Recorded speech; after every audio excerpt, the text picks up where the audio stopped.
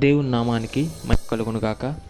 ఈ క్రీస్తు పరిచర్య ఛానల్ ద్వారా వాక్యాన్ని వింటున్నటువంటి క్రీస్తు పరిచర్య అనుచరులకును విశ్వాసులకును యావత్ ప్రపంచానికి మన ప్రభువైన యేసుక్రీస్తు వారి అత్యున్నతమైన దయగల నామంలో మీ అందరికీ మా శుభాభివందన తెలియజేసుకుంటున్నాం. ప్రియులారా, మీ అందరూ బాగున్నారా? దేవుని కృప మీరందరూ పొందుకుంటున్నారని, ఆయన వాక్యాన్ని నిత్యం ధ్యానిస్తూ విశ్వసిస్తున్నారని నేను నమ్ముచున్నాను. అలాగే మేము అందించే ఈ వర్తమానాల ద్వారా మీరందరూ ఆత్మీయంగా బలపరుచున్నారని మేము విశ్వసిస్తూ ఉన్నాం. ప్రియులారా, అయితే ఈ దిన ధ్యానంలోకి మనం వెళ్ళే ముందు ఒక చిన్న వివరణ ఇచ్చి నేను ఈ దిన ధ్యానంలోకి వెళ్తాను. దీన్ని జాగ్రత్తగా వినండి అందరూ. అయితే ఏంటి అని అంటే, ఈ క్రైస్తవ జీవితం మనం జీవిస్తున్నాం కనుక మనం కొన్ని విషయాలు తెలుసుకోవాలి. అంటే మనకు తెలిసింది కోరింత అయితే తెలియాల్సింది కొండంత ఉంది ఇంకా. అయితే అది మనకు తెలుసు అని అనుకొని మనం జీవిస్తున్నాం. అది మనం పిచ్చితనం. ఎప్పటికైనా మనం అది గ్రహించాలి. అయితే నేనేం చెప్తున్నాను అనంటే, ఈ క్రైస్తవ జీవితం మనం జీవిస్తున్నప్పటికీ దేవుడు మనకు ఏం అనుగ్రహించాడు, మనం దాన్ని ఉపయోగించుకుంటున్నామా, లేదంటే పనికిరాని విషయాల కొరకు, భూ సంబంధమైన కార్యాల కొరకు, అశాశ్వతమైన పనుల కొరకు ఉపయోగించుకుంటున్నామా లేదా ఒకసారి మనం పరిశీలన చేసుకున్నాం. ప్రియులారా, అంటే ఈ వివరణ మీకు తెలిసిందేనంటే నేను చెప్పబోయే రెఫరెన్స్కి మీకు అర్థం తెలుస్తుంది. అంటే ఇది చాలా రకాలుగా చెప్పచ్చు. కాకపోతే నేను ఇలా ఎందుకు చెప్తున్నాను అంటే, కొంతమందికి అర్థం అవుద్ది, కొంతమందికి అర్థం కాదు. నేను చెప్పబోయే గ్రంథం, నేను చెప్పబోయే పుస్తకం కొంతమందికి అర్థం అవ్వచ్చు, కొంతమందికి అర్థం కాకపోవచ్చు. అయితే ఇదైతే బైబిల్లో one of the greatest book అని నేనంట. ఎందుకు అని అంటే, ఒక శక్తివంతమైన పుస్తకం అని అంటున్నాను అనమాట. ఎందుకు అని అంటే, దీంట్లో చాలా విషయాలు దాగి ఉన్నాయి. అయితే దీని వివరణ నేను ఒకరోజు ఇద్దామని మన ఛానల్లో అనుకుంటున్నాను. తప్పకుండా ఇస్తాను. అయితే ఈ పుస్తకంలో ఉన్న ఒక చిన్న వచనాన్ని మనం ఈరోజు ధ్యానించేదానికి ప్రయత్నం చేద్దాం. ప్రియులారా, అదే ఏంటి అని అంటే, దేవుడు మనకేమి ఇచ్చాడు, ఈ దినాంశం దేవుడు మనకి ఏమి ఇచ్చాడు, దాన్ని మనం ఉపయోగించుకుంటున్నామా, లేదంటే మన తెలివితేటలు దానికి అంటించి మన జీవితాన్ని మనం నాశనం చేసుకుంటున్నాం అనేది మనం ఒకసారి పరిశీలన చేసుకుందాం. అయితే ఈ అంశంలో కనుక మనం వెళ్ళినట్లయితే, మన జీవితంలో మనకు ఎన్నో దక్కకుండా పోతాయి. అయితే ఆ దక్కకుండా పోయే వాటిల్లో కొన్ని దేవుడు చేసినట్టు ఉంటాయి, ఇంకోటి మన చేతులారు చేసుకున్నట్టు ఉంటాయి. అదేందన్నా, మన జీవితంలో ప్రతి ఒక్కటి దేవుడు చిత్తానికి అంకితం కదా. ఆయన ఏం చెప్తే అదే కదా మన జీవితంలో జరిగేది. ఇంకా స్పెషల్గా మేము చేసుకునేది ఏంటి అని కొంతమంది అనుకుంటూ ఉండొచ్చు. మనం చేసుకునేది ఏంటి అని అంటే, ఇప్పుడు ఒక గోడ ఉందనుకోండి మీ ముందు, ఆ గోడని కడుతూ ఉన్నారు. అంటే మేస్త్రులు, అంటే కూలీలు ఆ గోడని కడుతూ ఉన్నారు. కట్టిన తర్వాత ఆ గోడ ఒక అందమైన నిర్మాణం వచ్చిన తర్వాత ఆ గోడ చూడడానికి అందంగా ఉంటుంది. ఇప్పుడు సిమెంట్ ఇటులతోనే కట్టేస్తే బాగుండదు కదా. అయితే దేవుడు మన జీవితాల్లో ఏం చేస్తున్నాడనంటే, మనల్ని అందంగా క్రమక్రమంగా మనల్ని అభివృద్ధి పరచడానికి ప్రయత్నిస్తూ ఉంటాడు.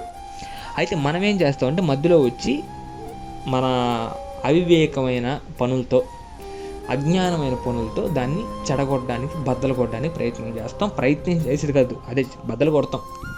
అయితే ఈరోజు మనం చర్చించుకోబోయే అంశం కూడా అదే. దేవుడు మనకు ఒక గోడ మాదిరి నిర్మించి ఆ గోడకి అందమైన రూపం ఇద్దాము.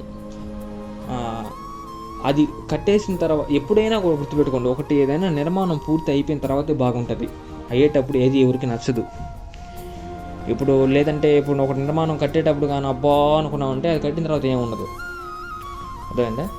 అంటే విషయం ఏమి లేకపోతేనే పబ్లిసిటీ పీక్లో ఇస్తారు. విషయం కానీ ఉన్నట్లయితే ఆ విషయానికి గురించి పబ్లిసిటీ ఇవ్వాల్సిన అవసరం ఉండదు. దేవుని కార్యాలు కూడా అలాంటివే. దేవుని కార్యాలు మన జీవితంలో ఎంత అత్యుత్తమ పాత్రను వహిస్తాయి అని అంటే, ఆయన మనల్ని ఒక మంచి శిల్పంగా చెక్కదామని అనుకుంటాడు. అంటే ఒక మంచి శిల్పంగా నిర్మించి దానికి ఒక అందమైన రూపం ఇచ్చి ఆయన తయారు చేసినటువంటి ఒక రూపం ఇది అని ఆయన మన మీద ఒక ముద్ర వేసుకుంటాడు. అంటే ఎలాగంటే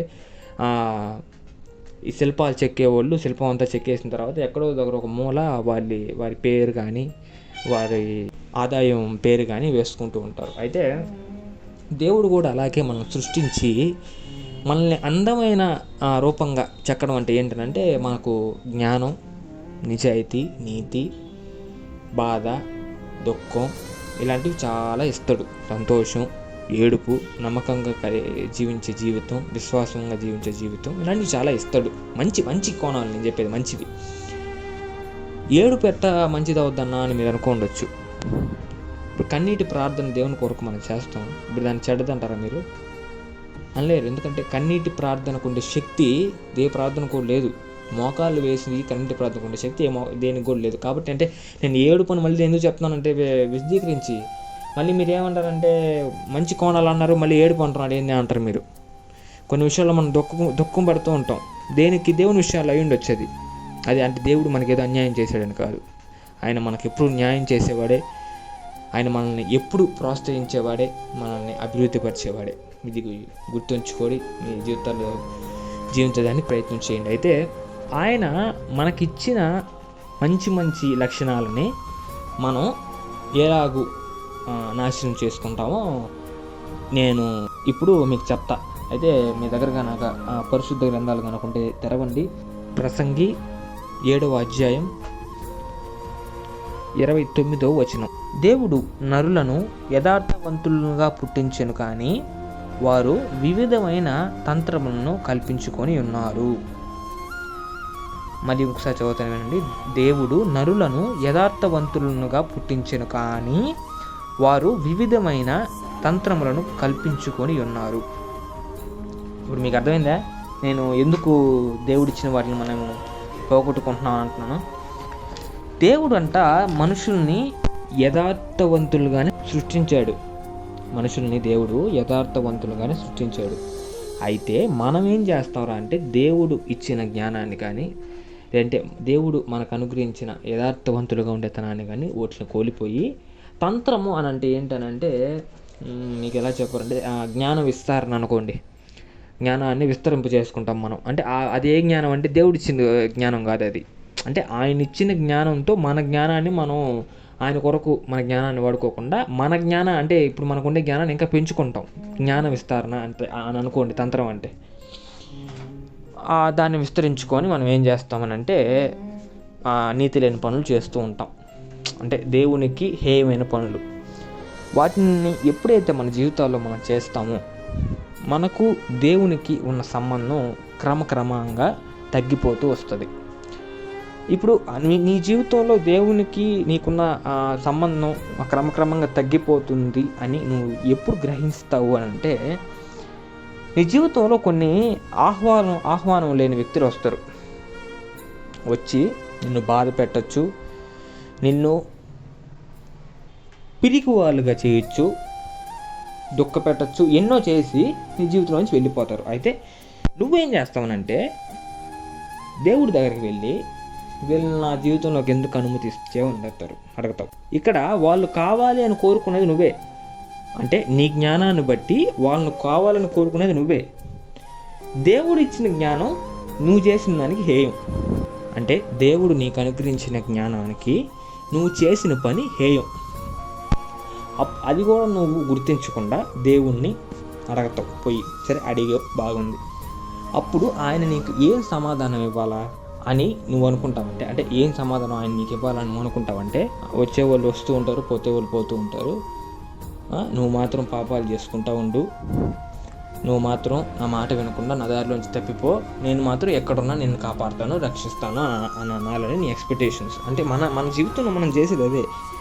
మన జీవితంలో మనకు ఏదైనా ఎక్స్పెక్టేషన్స్ ఉంటాయంటే దేవుడి పైన ఇట్లాంటి మాటలు చెప్తారని. కాకపోతే నిజమైన దేవుడు చేసే పని ఏంటంటే నిన్ను ఒక సమయంలో, అంటే నువ్వు బాధపడిన సమయంలో, కృంగి ఉన్న సమయంలో నేను పైకి లేవనెత్తి నీకు అవగాహన కల్పిస్తాడు. అంటే ఆ విషయం, దేని విషయం నువ్వు బాధపడుతున్నావు ఆ విషయం మీద నీకు అవగాహన కల్పిస్తాడు. అదే నిజమైన దేవుడు చేసే పని. నీ మనసులో నువ్వేమనుకుంటావంటే ఈ జ్ఞానము, ఈ అవగాహన అన్నీ ఇచ్చింది ఈయనే కదా. మరి నేను ఎందుకు వాళ్ళని, అంటే నా లైఫ్లో టెంపరీ పీపుల్ని నేను చూస్ చేసుకున్నాను అని నీకు ఒక ఆలోచన అపవాది పుట్టిస్తాడు. జాగ్రత్తగా వినండి. ఆ సమయం వరకే, అంటే కొద్ది సమయం వరకే ఉండే సంతోషం ఏదైనా కూడా తర్వాత నీ జీవితంలో ఎక్కువ బాధల్ని మిగిలిస్తుంది. ఓకేనా? జీవితం అంతా బాధలు పడి, జీవితం అంతా కష్టాలు పడి, అవగాహన లేని జీవితం జీవించి ఆయన మనకిచ్చిన జ్ఞానాన్ని ఇటువంటి మంచి వాటి కొరకు ఉపయోగించకుండా నాశనం చేసుకుంటూ వచ్చి మళ్ళీ ఆయన పాదాల చెంత చేరి ఆయన సహాయం పొందుకొని మారు మనసు పొంది మన పాపాలు విడిచిపెట్టి, మన ముందున్న జీవితం విడిచిపెట్టి ఆయన దగ్గరికి మనం వెళ్ళి ఆయన ఇచ్చిన జ్ఞానాన్ని మనం వాడుకోవడం ఎప్పుడైతే మొదలు పెడతామో అప్పుడు వెనకున్న బాధలన్నీ, అంటే నీకు జరిగిన అవమానాలు, నిందలు, నీ మీద ఎవరైతే నిందలు మోపారో అవన్నీ నీకు మంచి రోజులుగా ఎదురవుతాయి. ఇది గుర్తుపెట్టుకొని జీవించండి అందరూ. ఓకేనా? కొద్ది సమయం టెంపరీగా ఉండేది ఏదైనా కూడా నీకు తర్వాత ఎక్కువ బాధలు మిగిలిస్తాయి. అర్థమైందా? నువ్వు ఎప్పుడైతే ఆయన ఇచ్చిన యథార్థతను, ఆయన ఇచ్చిన జ్ఞానాన్ని నువ్వు మంచి దాని కొరకు వాడతావో వెనుక నువ్వు పడిన నిందలన్నీ, నువ్వు పడిన బాధలు, కష్టాలన్నీ నీకు మంచి రోజులుగా ఎదురవుతాయి. ఓకేనా? పరిష్కారం అంటే మనకు దేవుడు పరిష్కారాన్ని నిర్మిస్తాడు. మన ముందే ఉంటుంది అది. కానీ అది మనం దాన్ని చూసుకోకుండా బయటికి వెళ్ళి మనుషుల సహాయం అడగడం, మనుషుల దగ్గర నుంచి సహాయం పొందుకోవడం చేస్తాం. దీన్ని అజ్ఞానం, అవివేకం అని అంటారు. మనకు ఆయన ఇచ్చిన జ్ఞానాన్ని ఎలా ఉపయోగించుకోవాలో తెలియక ఇలాంటి పనులన్నీ చేస్తుంటాం మనకు. అంతే కదా. అంటే ఇప్పుడు మన జీవితంలో మన సముద్రం లాంటి జీవితంలోనే జీవిస్తున్నాం. ఎదురుగా నీకు కనిపించే నీళ్ళన్నీ ఎండమావిలు, నీళ్ళు కాదవి. అంటే ఇప్పుడు ఆయన నీళ్ళు కాడకపోతే నువ్వు రక్షింపబడతావు, నువ్వు ఆ తాగేసి బతకతావు నువ్వు అనుకోండొచ్చు. కాకపోతే అది తాగలేవు, ఉప్పు నీళ్ళు, చచ్చిపోతాం. నువ్వు దగ్గర పోయి చూస్తే ఎండమావిలు ఏం కనబడవు, అంత ఫేకే, అంత నకిలీవి. ఇట్లా ప్రపంచంలో ఉన్నటువంటి నకిలీగా కనపడతాయి నీకు. నకిలీగా కనపడింది ఏదన్నా ఉంది అని అంటే అది దేవుని ప్రేమ. ఆయన ప్రేమ ద్వారా మనకు అనుగ్రహించినటువన్నీ క్రమంగా మంచి పద్ధతిలో వాడుకోగలిగితే మన జీవితం సాఫీగా వెళ్ళిపోతుంది. ఓకేనా? అంటే కష్టాలలో కూడా నేను చెప్పేది అంటే సుఖ సంతోషాల గురించి నేను చెప్పను. ఇప్పుడు సుఖ సంతోషాల గురించి నేను చెప్పను. ఎందుకంటే క్రైస్తవ జీవితం జీవిస్తున్న ప్రతి కుటుంబానికి, ప్రతి బిడ్డకి కష్టం అనేది, నష్టం అనేది, ఆపదలు, ఇరుకులు, ఇబ్బందులు అనేవి వస్తాయి. వాటికి ఎదుర్కొంటూ మనం వెళ్ళి ఆయన ఇచ్చే బహుమానాన్ని మనం పొందుకోవాలి. ఆయన ఇచ్చే బహుమానం ఏంటి? నిత్య జీవం. ఈరోజు అట్టా మనం ప్రతి ఒక్క కష్టాన్ని ఈదుకొని వెళ్ళే వాళ్ళంగా ఉన్నామా? ఆయన మనకిచ్చిన జ్ఞానాన్ని, ఆయన మనకిచ్చిన యథార్థతను, ఆయన మనకిచ్చిన విశ్వాసమైన జీవితాన్ని క్రమంగా మంచి పద్ధతిలో మనం వాడుకోగలుగుతున్నామా లేదా మనం ఒకసారి పరిశీలన చేసుకోవాలి ప్రియులారా. నేను పదే నేను చెప్పిన ప్రతి వాక్యాల్లో కూడా సంసోన్ని తీసుకొచ్చేది ఎందుకే? మళ్ళీ ఇప్పుడు కొత్త నిబంధనలు చెప్తున్నారు కదా అన్నట్టు పాత నిబంధనకి వెళ్ళాడు ఏంటి అని అనుకోబాకండి. అంటే వివరణ చెప్పేటప్పుడు ఏ గ్రంథంలో నుంచి అయినా, ఏ పాత నిబంధన అయినా, కొత్త నిబంధన దేంట్లో నుంచి అయినా వివరణ తీసుకొని చెప్పొచ్చు. అయితే సంసోన్ జీవితం నేను ఎందుకు ప్రతిసారి చెప్తూ ఉంటానంటే, సంసోనికి దేవుడు శక్తి ఇచ్చాడు, జ్ఞానం ఉంది ఆయనకి. ఇన్నున్నా కూడా ఆ దేవుని పట్ల విధేయత ఉంది. ఇన్నున్నా కూడా ఆయన అజ్ఞానమైన పనుల చేత ఆయన జీవితాన్ని నాశనం చేసుకున్నాడు. అంటే దేవుడు చూడండి, బాగా వినండి. దేవుడు సంసోనికి జ్ఞానాన్ని ఇచ్చాడు, బలాన్ని ఇచ్చాడు, దేవుని పట్ల విధేయత ఇచ్చాడు, యథార్థవంతమైన జీవితాన్ని ఇచ్చాడు. కానీ ఆయన చేసుకున్న కొన్ని జ్ఞానం లేని పనుల వల్ల ఆయన జీవితం నాశనం అయింది. ఈరోజు మన జీవితాలు మనం చేసుకున్నది కూడా అదే. దేవుడు మనకి ఏది ఇచ్చాడో మనకు తెలుసుకోకుండా మనం జీవించడం మొదటి తప్పు. రెండో తప్పు ఏంటంటే, ఆ దేవుడు మనకి ఇచ్చిన దాన్ని మనం క్రమంగా అంటే మంచి పద్ధతిలో వాడుకోకపోవడం. మూడోది ఏంటంటే, ఆయన మనకిచ్చిన జ్ఞానాన్ని, యథార్థతను, నీతికరమైన జీవితాన్ని ఎలా వాడుకోవాలో మనకు చేతగాక ఆయన్ని దూషించడం.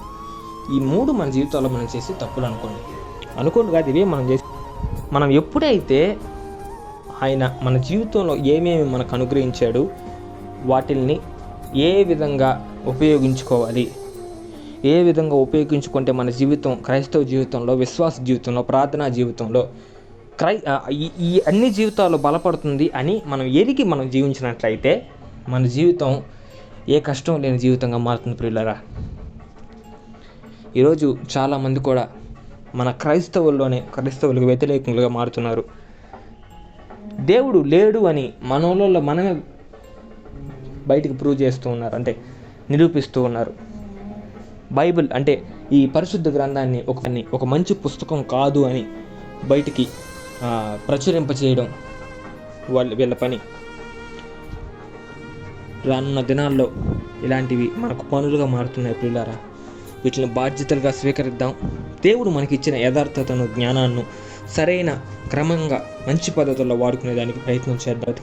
దేవునికి దగ్గరకు వచ్చేదానికి ప్రయత్నం చేస్తూ ఆయన మనకు అనుగ్రహించే శక్తిని, ఆశీర్వాదాన్ని పొందుకుంటూ మనం అందరం ముందుకు కొనసాగిపోలాగా పరిశుద్ధాత్మ దేవుడు తన దివ్య సహాయాన్ని మనందరికీ అనుగ్రహించి కాపాడి బలపరచునుగాక. ఆమేన్. ప్రార్థన.